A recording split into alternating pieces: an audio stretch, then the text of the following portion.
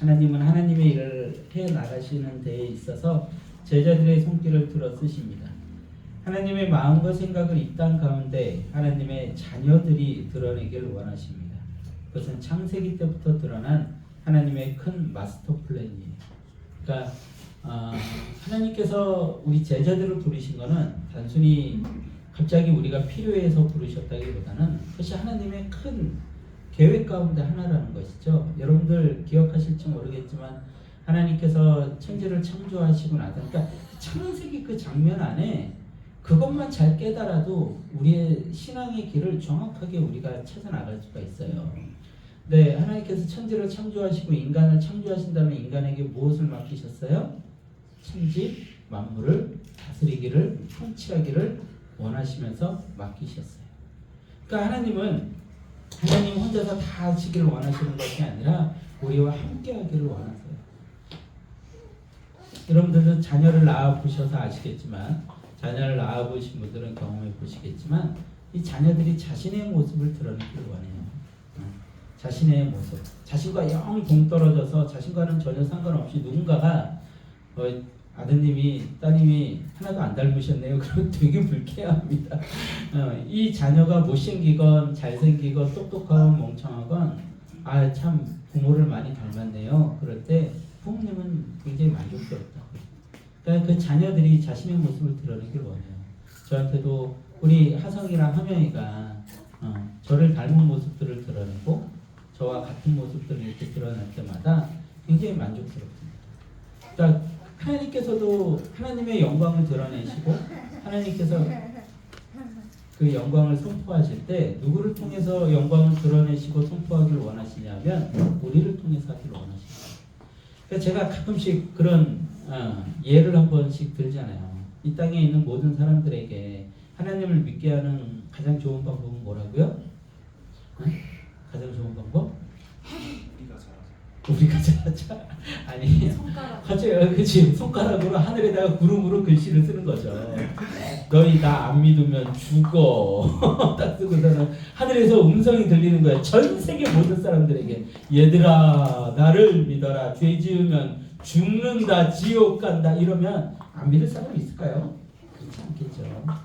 근데 하나님은 그 복잡하고 그 가능성 없는 방법을 선택하신 거예요. 누구를 통해서? 나를 통해서.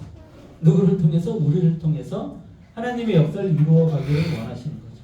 근데 이게 말이 돼요? 정말로 어려운 길이거든요. 죄인들이고 부족하고 욕심 많고 탐욕적이고 이런 우리를 통해서 하나님의 일을 이루어 가기를 원하신다는 거예요. 근데 그 기적들이 하나하나 이루어져 가는 것이죠. 그리고 하나님의 나라가 확장되어 가고 있는 거예요. 그래서 하나님은 지금 누구 앞에서? 세상 앞에서 그리고 사탄 앞에서 자랑하고 계신 거예요. 너무 기뻐서. 봤냐? 나의 자녀들을 봤냐? 욥을 칭찬했던 것처럼. 봐라!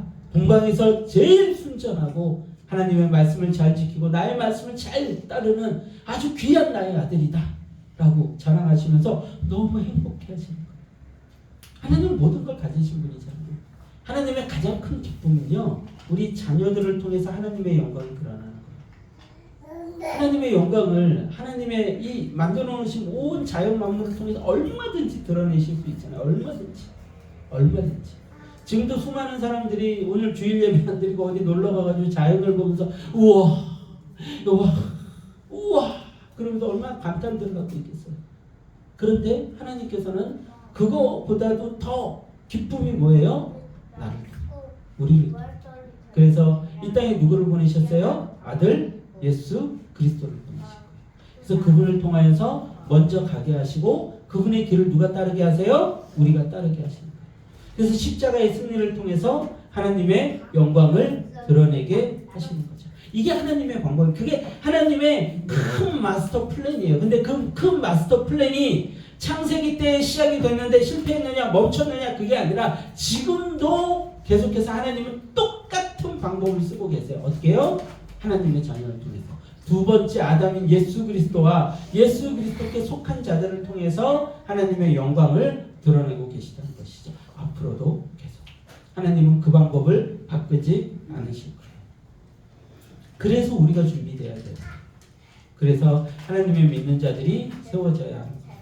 그래서 사탄은 하나님의 믿는 자들을 세워지는 것을 가장 두려워하는 거예요. 그들이 가지고 있는 그 어마어마한 힘을 사탄은 알고 있기 때문이죠.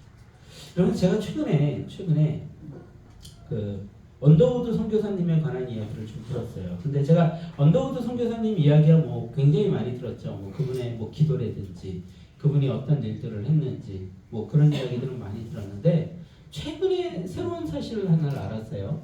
여러분들도 다 아시다시피 언더우드 선교사님 가문은 한국에서 계속 뿌리를 내고 사시면서 한국을 위해서 기도하시고 한국을 세우기 위해서 끊임없이 자신들의 모든 것을 바치셨어요.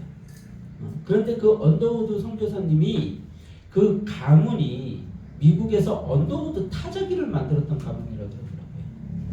그러니까 지금으로 따지면 컴퓨터를 처음 만든 가문이지. 돈을 어마어마하게 벌었어요. 그러니까 기존에는 무언가 문서를 만들고 그럴 때 손으로 쓰고 그랬던 거를 타자기로 치기 시작한 거지. 세상이 바뀌어버린 거예요. 세상을 바꾼 가문인 거예요. 그래서 어마어마하게 돈이 많았는데 그 중에 똑똑하다고 하는 언더우드 그 선교사님은 이 땅에 여러분들 언더우드 선교사님이 쓰신 그 기도문이나 그분이 그 미국 자신을 파송한 그 교회에다가 보낸 그 보고문이나 이런 데 딱 보면은 한국이 어떻게 비춰지고 있는지 압니까? 그 선교사님들이 한국에 들어올 때 한국은 식인종이 있는 나라로 알고 있었어요. 그만큼 미개하고 무지한 나라. 왔더니요 여자들이 가슴을 드러내는 나라입니다. 그리고 온갖 미신, 온갖 우상이 집집마다 다 있는 거예요. 여러분들 옛날 우리 어르신들 조상들 알잖아요. 화장실에도 신, 부엌에도 신, 뭐 칼에도 신, 뭐 나무에도 신, 뭐 지붕에도 신, 온갖 것들이 다 신이어서 거기다가 다 제사 드리고 앉았고 조상들 뭐 위로 뭐 몇 대 손까지 다 챙기고 그러느라고 다 굶어 죽고. 그리고 우리나라 그 조선시대만 하더라도 그 노예제도가 있어서 노비제도가 있어서 얼마나 인권이 보호되지 않던 그런 아주 삭막하고 무섭고 두려운 나라였죠. 그리고 선교사님들 처음에 얼마나 많은 사람들이 그 무지함 속에 죽어갔습니까? 특별히 그 천주교 쪽에 그 선교사님들은 얼마나 많이 죽어갔는지 그 천주교에 죽어간 사람들을 묻어놓은 그 산을 절두산이라고 부르잖아요. 목이 잘려서 죽어가지고. 그래서 그것이 지금도 기독교 성지로 우리나라에서는 사람들이 가가지고 참배하는 그런 곳으로 지금 정해져 있죠. 얼마나 많은 사람들이 죽었는지 몰라요. 그런 나라였던 거예요. 근데 그런 나라를 미국에서 최고 부자에 가까운 가문이 최고 똑똑한 언더우드 선교사님을 이 나라로 보냅니다. 그래서 그 언더우드 선교사님이 이곳에서 피를 토하면서 기도하시고 이 땅을 바꾸시고 그리고 이 땅에 교육기관을 세우시고 병원을 세우시고 그래서 그 언더우드 선교사님을 통해서 세워진 병원이 세브란스 병원이에요. 그 가문에서 그 누구한테 연락하고 뭐 이렇게 돼가지고 그 세브란스라는 미국에 있는 세브란스라는 크리스찬이 그 당시 돈으로 10만 불인가 만 불인가를 후원을 하셔가지고 세브란스 병원이 세워진 거예요. 그래서 그 병원을 통해서 수많은 사람들이 병을 치유받고 그 이후에도 그 어떤 간호사들의 어떤 뭐 숙소라든지 이런 것들을 계속해서 미국에서 후원을 한 거예요. 그 선교사님들이.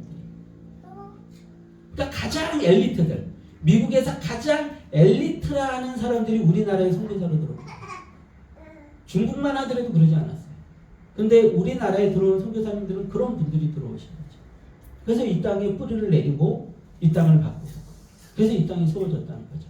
여러분들 그 박정희 대통령이 이건 조금 번외 이야기인데 요즘 그런 쪽에 제가 막 여러 가지 좀 강의를 좀 들어가지고 박정희 대통령이 그 국민교육헌장이라고 만든 거 여러분들 아시죠? 국민교육헌장 조금 아시는 분 있나요? 저 어렸을 때 꼭 외웠었는데 옛날 사람이라 뭐죠?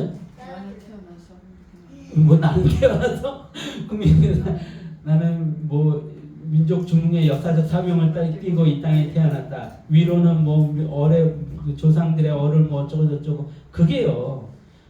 미국의 막스 바이버라는 그 청교도 그 교육을 가르쳤던 그리고 청교도 그 자본주의를 가르쳤던 막스 베버라는 사람의 그 어떤 사상, 청교도 사상을 바탕으로 해서 만들었더라고요.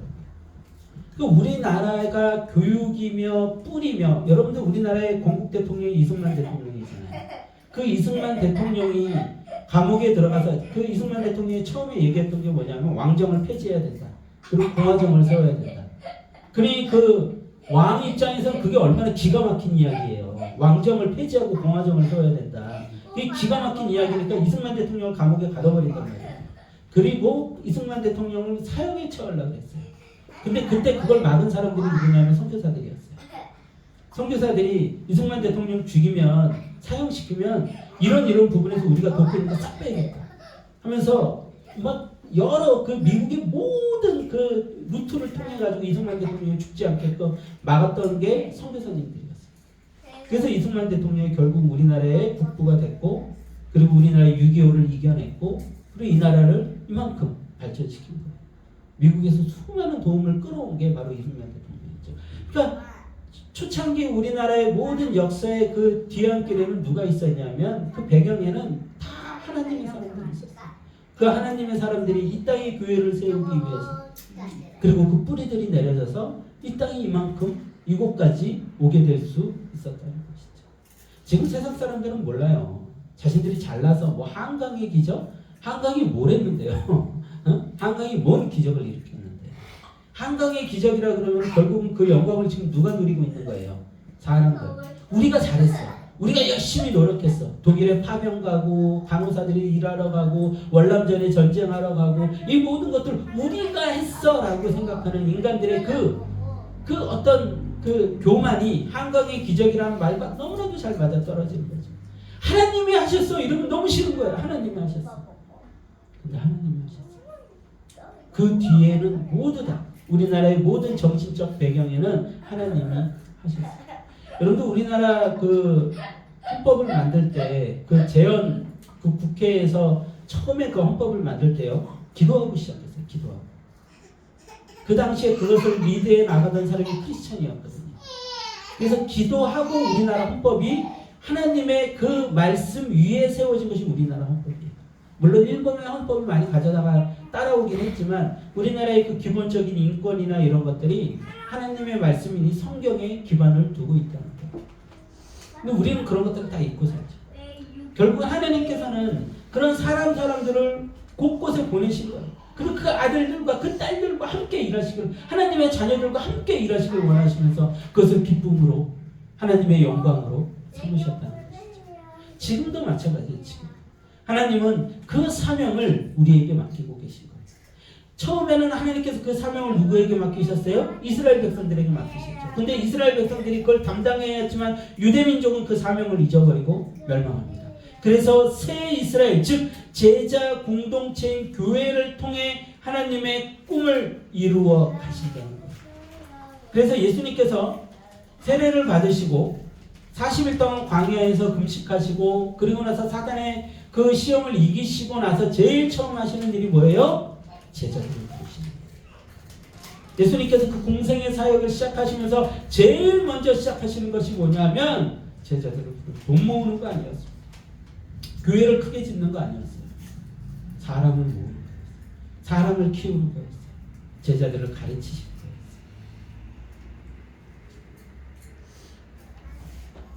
거였어요. 그래서 설교 시간, 예배 시간의 설교가 너무나도 중요한 거예요. 이게 가르침의 시간이거든요. 하나님께서 이 천지를 창조하실 때 뭘로 천지를 창조하세요? 말씀으로. 예수님은 무엇이세요? 말씀이세요. 지혜세요.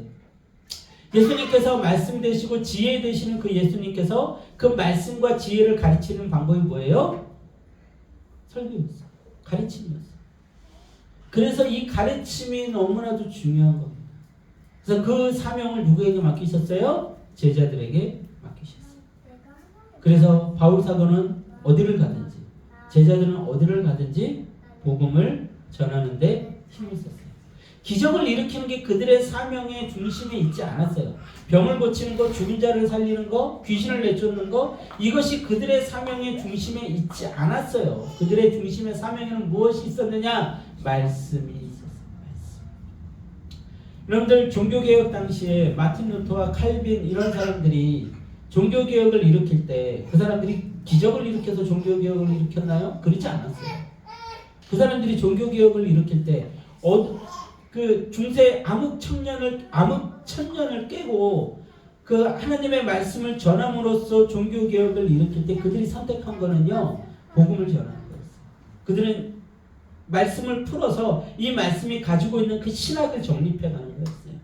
지금까지 얘기했던 그 카톨릭에서 얘기했던 것들은 이런 모순이 있다.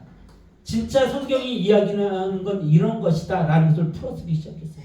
여러분들 칼빈이 어디 가가지고 죽은 자를 살리고 병든 자를 고치고 뭐 이렇게 해가지고 큰 교회를 세우고 이렇게 해가지고 그 종교개혁을 일으켰다는 이야기 어디서 들어봤습니까? 전 한 번도 못 들어봤어요.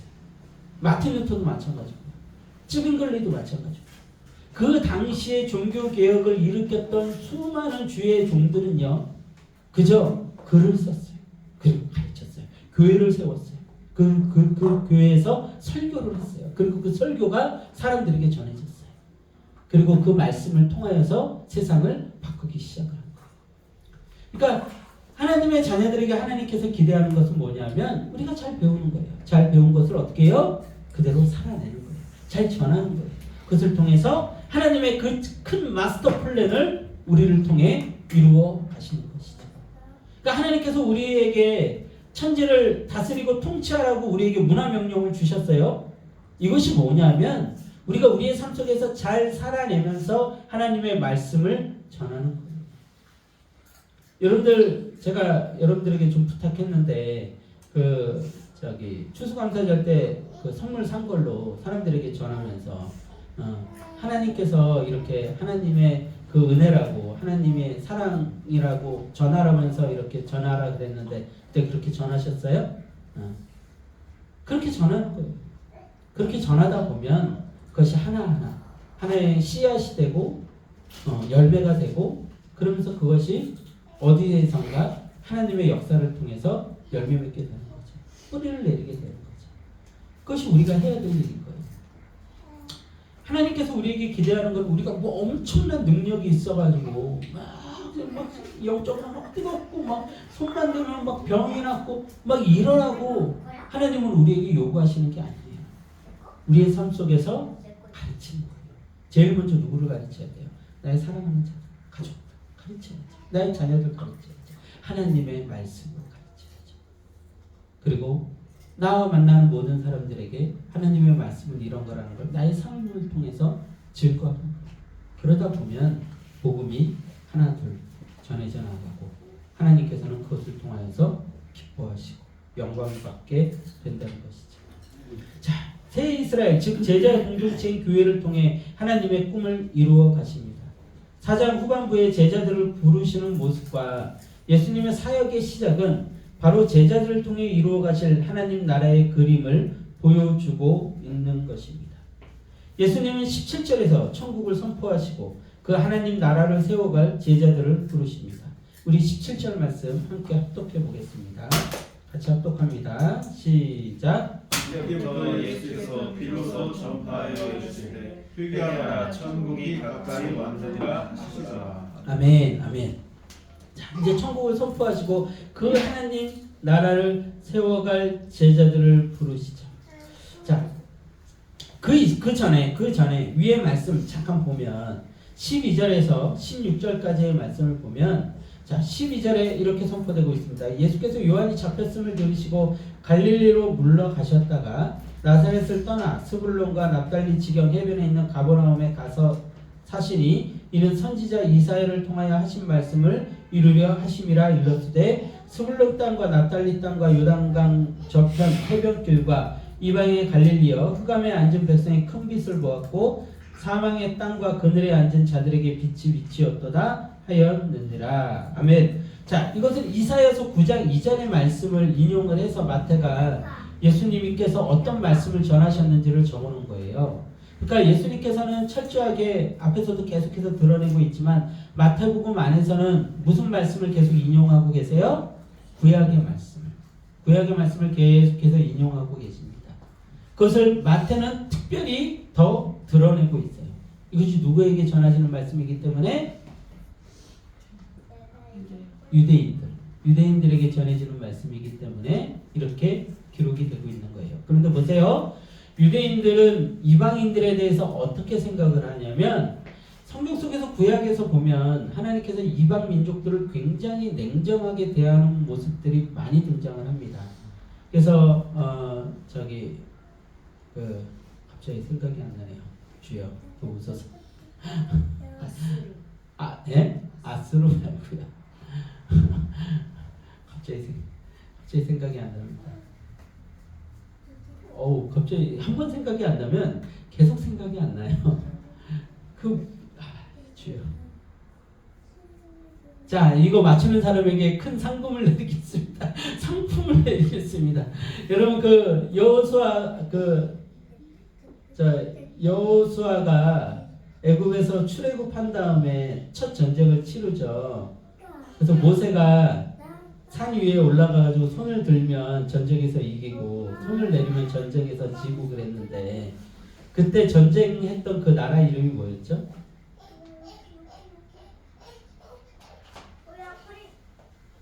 왜 생각이 안 나? 하나님께서 모두 다 짐승까지 다 멸절시키라고 사울에게도 명령했던 그 족속이 있어요. 에서의 후예인 그 족속이 있어요. 우리 사모님 괜히 딴짓하는 척하시고 그러지 마시고 좀 맞춰보세요. 맞춰보세요. 빨리. 비읍이 들어간다고요?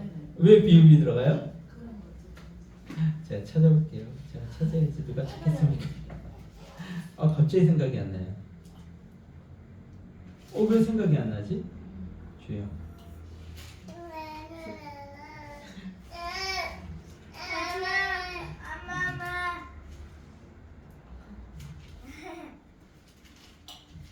나라 이름이에요? 아니요. 족속 이름. 가나안 족속 말고요. 제가 여러분들에게 기대를 하다니 참.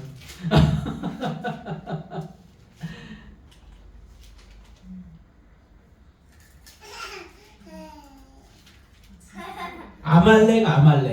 왜 아말렉이 생각이 안 나가지고 아말렉 족속. 그 아말렉 족속이 성경에서 보면 하나님께서 아말렉 족속을 굉장히 미워하세요. 왜 그렇게 미워하시냐면 아말렉 족속은 세상의 방식으로 살아가는 족속을 대표해요. 그래서 하나님께서 아말렉 족속을 그 모든 그 짐승들까지 싹 멸하라고 사울에게도 명령하셨었고 또 출애굽 당시에서도 이스라엘 백성들에게 명령을 하세요. 왜 이렇게 아말렉 족속을 멸하시라고 이야기를 하냐면 그들이 그 에서의 후손이거든요. 근데 에서는 하나님을 선택하지 않고 인간의 방법을 선택한 대표적인 인물이에요. 그래서 그 에서의 후예인 아말렉을 하나님께서는 철저하게 멸하라고 얘기하십니다. 그 구약 속에서는 그렇게 철저하게 멸하라는 이야기들이 굉장히 많이 등장을 해요. 그래서 그런 이야기들을 통해서 하나님이 어떤 것들을 원하시는지 이야기를 하고 있죠. 그러다 보니까 이스라엘 족속들은 무엇을 생각하고 있냐면 이방 민족들은 어떤 자들 우리가 다 쳐서 멸해야 되는 자들. 그런 식의 인식이 이스라엘 백성들, 유대 백성들한테 있었어요. 그런데 이사야서나 이런 데 말씀 그리고 후에 선지서에 나온 말씀들을 보면 이방 민족을 향한 말씀들이 굉장히 많이 등장을 합니다. 미가서라든지 이런 데에서도 이방 민족을 향한 말씀들 그리고 나홈이라든지 이런 부분에 있어도 이방 민족을 향한 말씀들 그리고 이사야가 대표적으로 이방 민족에 향한 말씀들이 굉장히 많이 등장을 해요. 그러니까 굉장히 이 유대인들 입장에서는 굉장히 불쾌한 거죠. 복음서에 쓰였는데 자신들이 실패한 족속들이고 자신들이 복음을 받아들이지 않았기 때문에 메시아를 받아들이지 않았기 때문에 그 복음이 누구에게 간다? 이방 민족들에게 간다. 이방 족속들에게 간다. 이 이야기를 이스라엘 백성들은 너무나도 싫은 거예요. 거기다가 예수님은 그런 이방 민족들의 땅에 가서 심지어는 사마리아 땅 그들이 너무나도 싫어하는 족속이 사마리아 족속이거든요. 거기 가서도 복음을 전하세요. 그러니까 그런 것들이 이스라엘 유대인들한테 너무나도 거치는 말씀들이었던 거예요. 근데 오늘 마태복음에 보니까 유대인들을 대상으로 쓴 이 말씀에 이사야의 말씀을 통하여서 뭐라고요? 15절에 보니까 스불론 땅과 납달리 땅과 요단강 저편 해변길과 이방의 갈릴리여 이렇게 돼 있어요. 그 이방 민족에게 복음이 전해질 것을 메시아가 그들에게 복음을 전하고 그들까지 구원의 그 범주에 있다는 것을 지금 선포하고 있는 것이죠. 그러니까 이것이 굉장히 불편한 거예요. 근데 여기서 우리는 굉장히 중요한 사실 하나를 배울 수가 있죠. 뭐예요? 예수님께서는 그 복음은 성경은 그런 어떤 그 말씀의 성취를 위해서 유대인들에게 거치는 말씀이었지만 진리는 무엇한다? 그것을 두려워하지 않는다. 진리는 정확하게 진리만을 선포할 겁니다. 사람의 눈치를 보지 않는다. 라는 것을 우리는 오늘 이 말씀을 통해서 알 수가 있어요. 그리고 나서 예수님께서 이때부터 예수께서 비로소 전파하여 이르시되 회개하라 천국이 가까이 왔느니라 하시더라 라고 17절에 선포하고 있는 거죠. 그러니까 이 선포는 유대인들 뿐만이 아니라 누구에게까지 지금 이것이 지금 전해지는 말씀인 거예요? 이방인들까지도 모두가 회개하면 천국에 들어갈 수 있다 라는 선포가 지금 선포되고 있는 거예요. 그러시고 나서 오늘 본문 속에서 베드로와 안드레 세베대의 아들 야고보와 요한을 부르시는 장면이 등장을 합니다. 자, 이 제자를 부르는 장면이 복음서마다 조금씩 다르게 등장을 합니다. 마태와 마가복음에서는 비슷한 상황을 말하고 있고요. 누가복음에서는 예수님이 베드로에게 깊은 곳에 그물을 던지게 함으로써 그가 사람 낚는 어부가 될 것을 직접적으로 보여주고 있어요. 그러니까 지금 여기서 지금 베드로를 부르는 장면이 18절에 등장을 하잖아요. 갈릴리 해변에 다니시다가 두 형제 곧 베드로라 하는 시몬과 그의 형제 안드레가 바다에 금을 던지는 것을 보시니 그들은 어부라 이렇게 돼 있어요. 그러니까 예수님께서 지금 안드레와 베드로를 부르는 장면은 그들이 금을 던지는 장면에서 나를 따라오라 이렇게 표현을 하고 있는데요. 누가복음에서는 이 장면을 굉장히 구체적으로 상세하게 그립니다. 그래서 누가복음에서는 베드로가 그물을 던지는데 밤새도록 물고기를 잡지 못하는 거예요. 잡지 못하다가 예수님께서 자, 배 오른편에 던져봐라. 그때 그물이 찢어지도록 물고기가 잡힌 거죠. 그래서 그 기적을 보고서 베드로가 뭐라 그래요? 예수님 앞에 무릎을 꿇으면서 저는 죄인입니다. 저를 떠나소서 라고 얘기하자 예수님께서 네가 이제 사람 낚는 어부가 될 것이다 라고 얘기하는 장면이 등장을 해요. 그러니까 굉장히 좀 다르게 표현을 하고 있는 부분이죠. 여기서는 굉장히 심플하게 시몬과 그의 형제 안드레가 바다에서 금을 던지는 것을 보시니 그들은 어부라 말씀하시되 나를 따라오라 내가 너희를 사람을 낚는 어부가 되리라 하시니 그들이 또 그물을 버리고 예수를 따르니라 이렇게 표현되어 있단 말이에요. 자, 두 번 그 요한복음에서도 이 똑같은 장면이 등장을 하는데 조금 달라요. 어떻게 다르냐면 안드레가 베드로를 전도합니다. 안드레 여기서는 지금 안드레와 베드로가 같이 금을 던지는 장면에서 예수님께서 부르시는 것처럼 표현이 되어 있는데 여기서는 요한복음에서는 안드레의 전도로 베드로가 예수님을 만나게 되는 장면이 등장을 해요. 그러니까 어떤 시점의 차이를 두고 다른 시점에서 표현을 한 거죠. 그래서 제가 여러분들에게 사복음서를 볼 때는 무엇을 가지고 봐야 된다? 큰 주제를 가지고 봐야 된다. 이걸 뚱뚱히 얘기하는 거예요. 안 그러면 이 똑같은 장면이 해석이 안 된다니까요. 해석이. 그래서 마태복음은 다시 유대인, 마가복음은 이방인, 누가복음은 제자, 요한복음은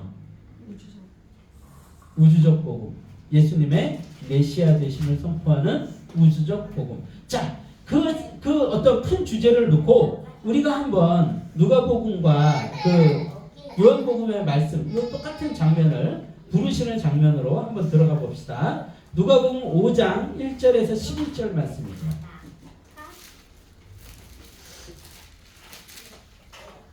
누가복음 5장 1절에서 11절. 자, 같이 합독해 봅시다. 누가복음 5장 1절에서 11절. 시작. 무리가 몰려와서 하나님의 말씀을 들을새 예수는 게네사렛 호숫가에 서서 호숫가에 배 두 척이 있는 것을 보시니 어부들은 배에서 나와서 그물을 씻는지라.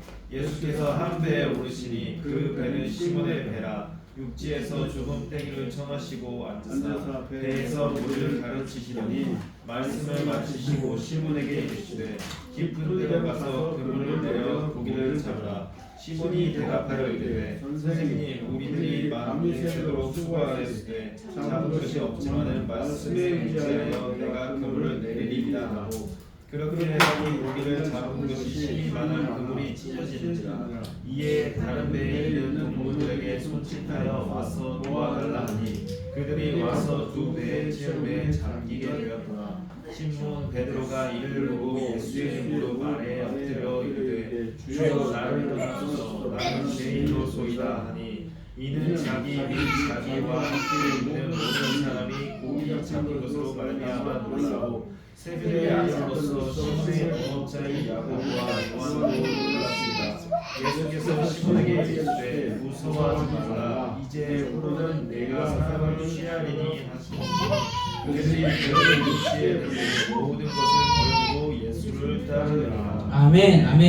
자, 요 말씀에서 중심적으로 좀 다뤄지고 있는 부분들은 제자들이 어떻게 부름받고 어떤 모습이 되었을 때 제자로서 자리 잡을 수 있는지 그런 모습들이 등장을 해요. 그래서 보면 3절 후반부에 보면 시몬을 봐라. 육지에서 조금 떼기를 청하시고 앉으다 배에서 뭐 하세요? 무리를 가르치시더니 말씀을 마치시고 시몬에게 이르시되 깊은 데로 가서 그물을 내려 고기를 잡으라. 그러니까 시몬에게 고기를 잡으라고 말씀하시기 전에 예수님께서 뭐부터 하세요? 말씀부터 가르치세요. 말씀부터. 그리고 나서 그 시몬 베드로가 물고기를 잔뜩 잡고 나서 보이는 반응이 뭐예요? 8절에 보니까 주여 나를 떠나소서 나는 죄인이로소이다 하니, 그러니까 예수님께서 그 시몬 베드로에게 뭐라고 하세요? 내가 사람을 취하리니 하시니 이렇게 얘기를 한단 말이에요. 그러니까 이게 같이 쭉 연결이 되는 거예요. 배우고 회개하고 다시 제자로서 부르심을 받고 이렇게 연결이 되는 거죠. 그러니까 이게 제자들을 향한 말씀임을 알고 있으면 이 지금 5장 말씀이 뭘 의도하고 있는지를 정확하게 알 수 있는 부분이라는 것이죠. 자, 그리고 나서 한번 요한복음도 봅시다. 요한복음에서는 시몬 베드로가 어떻게 부름을 받는지 요한복음 1장 39절에서 51절이에요.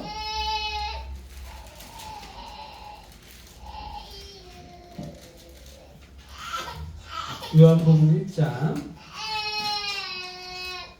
39절에서 51절.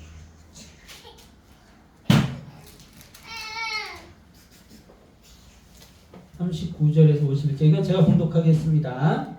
예수께서 이르시되 와서 보라. 그러므로 그들이 가서 계신 데를 보고 그날 함께 거하니 때가 10시쯤 되었더라. 요한의 말을 듣고 예수를 따른 두 사람 중에 하나는 시몬 베드로의 형제 안드레라. 그가 먼저 자기의 형제 시몬을 찾아 말하되 우리가 메시아를 만났다 하고, 메시아는 번역하면 그리스도라, 데리고 예수께로 오니 예수께서 보시고 이르시되 내가 요한의 아들 시몬이니 장차 게바라 하리라 하시니라. 게바는 번역하면 베드로라. 이튿날 예수께서 갈릴리로 나가려 하시다가 빌립을 만나 이르시되 나를 따르라 하시니 빌립은 안드레와 베드로와 한 동네 벳세다 사람이라. 빌립이 나다나엘을 찾아 이르되 모세가 율법을 기록하였고 여러 선지자가 기록한 그 일을 우리가 만났으니 요셉의 아들 나사렛 예수니라. 나다나엘이 이르되 나사렛에서 무슨 선한 것이 날 수 있느냐. 빌립이 이르되 와서 보라 하시니 예수께서 나다나엘이 자기에게 오는 것을 보시고 그를 가리켜 이르시되 보라 이는 참으로 이스라엘 사람이라. 그 속에 간사한 것이 없도다. 나다나엘이 이르되 어떻게 나를 아시나이까. 예수께서 이르시되 대답하여 이르시되 빌립이 너를 부르기 전에 내가 무화과 나무 아래에 있을 때를 보았노라. 나다나엘이 대답하여 라삐여 당신은 하나님의 아들이시오 당신은 이스라엘의 임금이로소이다. 예수께서 대답하여 이르시되 내가 너를 무화과 나무 아래에서 보았다 함으로 믿느냐. 이보다 더 큰 일을 보리라. 또 이르시되 진실로 진실로 너희에게 이르노니 하늘이 열리고 하나님의 사자들이 인자 위에 오르락 내리락 하는 것을 보리라 하시니라. 아멘. 아멘. 자, 여기서 보면은 이 베드로의 형제 안드레가 베드로에게 가가지고 예수님에 대해서 전할 때 뭐라고 전해요? 41절에 보니까 그가 먼저 자기 형제 시몬을 찾아 말하되 우리가 메시아를 만났다. 그 메시아라는 단어가 굉장히 직접적으로 이곳에 등장을 하고 있습니다. 자, 그리고 또 45절에 보니까 빌립이 나다나엘을 찾아 이르되 모세가 율법에 기록하였고 여러 선지자가 기록한 이게 누구예요? 메시아죠? 그리스도예요. 그 이를 우리가 만났으니 요셉의 아들 나사렛 예수라 이렇게 등장을 하고 있고요. 또 50절에 보니까 예수께서 대답하여 이르시되 내가 너를 무화과 나무 아래에서 보았다므로 믿느냐? 이보다 큰 일을 보리라. 이게 무슨 얘기냐면 이 나다나엘이 무화과 나무 아래에서 뭘 했을까요? 뭘 했을까요? 그 아래서 나는 메시아를 찾는다. 나는 메시아를 찾는다. 이러고 춤을 추고 이야기하고 있었을까요? 말씀을 보고 있었어요? 뭐라고 있었을까요? 기도? 그냥 생각. 그냥 그 아래서 이 땅에 메시아가 와야 되는데 이 땅이 그래야 회복되는데 메시아는 어디서 오시지? 메시아는 어떻게 오시지? 그거 이외에 사람들을 걱정하고 하나님의 말씀을 묵상하고 하는 것들을 거기서 생각하고 있었어요. 근데 그걸 누가 하세요? 예수님이 하신 거예요. 그러니까 나다나엘이 지금 꼬꾸라진 거예요. 지금 보니까 48절에 보니까 나다나엘이 이르되 어떻게 나를 아시나이까 예수께서 대답하여 이르시되 빌립이 너를 부르기 전에 내가 무화과 나무의 아래에 있을 때에 보았노라. 나다나엘이 대답하여 라피오 당신은 뭐라고요? 하나님의 아들이시오 당신은 이스라엘의 임금이로소이다. 이게 지금 뭐라고 고백하고 있는 당신이 메시아이십니다. 이런 고백을 하고 있는 거예요. 그러니까 정확하게 지금 이 요한복음은 뭘 드러내고 있는 거예요? 예수님의 메시아 되심. 제자들이 예수님을 따르게 된 게 무엇 때문에 따르게 돼요? 예수님이 메시아이시기 때문에 따르게 된 거예요. 그러니까 지금 누가복음은 무엇에 초점을 맞추고 있고 요한복음이 무엇에 초점을 맞추고 있는지 안다면 이것이 정확하게 이해가 되겠죠. 지금 이 제자들을 부르는 장면이 이렇게 다르게 등장을 해요. 그럼 오늘은 우리가 지금 어디에 나와 있는 그 중심 주제를 보고 있는 거예요? 마태복음이죠. 마태복음 유대인들을 향하고 있는 말씀이고 그 유대인들에게 예수님께서 구약에 예언되신 그리고 구약에서 이루시길 원하는 그 모든 것들을 이루시기 위해서 오신 분임을 마태복음은 가르쳐 주고 있다는 것이죠. 자, 마태복음 4장 23절에서 25절 말씀과 연결해서 우리 다시 한번 보겠습니다. 마태복음 4장 23절 25절이에요. 자, 이 부분이 제가 지금 고민이에요. 이 부분이 굉장히 지금 중요하고 오랫동안 설명을 해야 되는데 시간이 지금 너무 많이 갔어요.